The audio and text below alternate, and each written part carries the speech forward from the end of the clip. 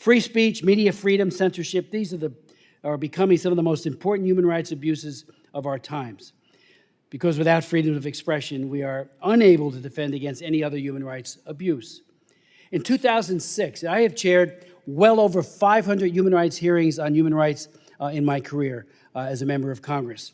But one of those, and one of the most important, was in 2006, and this is right up there as one of the most important ever. I chaired an historic hearing on the complicity of Yahoo, Microsoft, Cisco, and Google in China's regime of internet censorship and surveillance.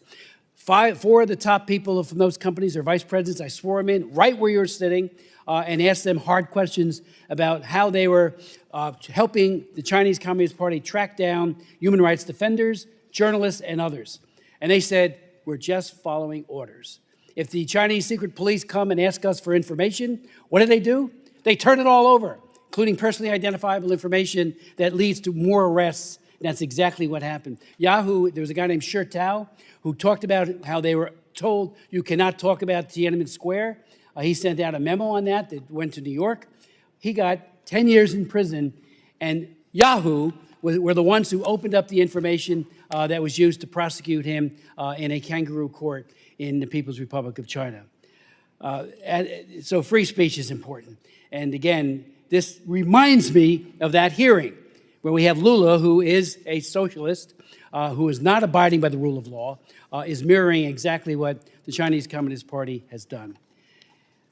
In recent years, we've had wave after wave of revelations of our own government's activities in pursuing companies to censor, limit, manipulate, and control information. Today, many elected officials, as well as leading newspapers and media organizations, openly support the call for more censorship. We need more speech, not less. More speech. And, I was talking to Chris earlier from Rumble, and that was precisely his point. More speech. Let people speak out. That's what free speech is all about.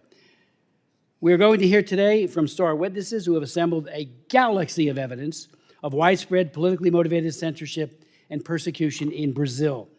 I will also be submitting questions to the Biden administration about its relationships and interactions with the government of Brazil on the issues we are raising in this hearing today. As I indicated earlier, I am working on legislation, a Brazil Freedom and Democracy Act that will require the U.S. government to engage more vigorously with Brazil on the side of freedom and human rights.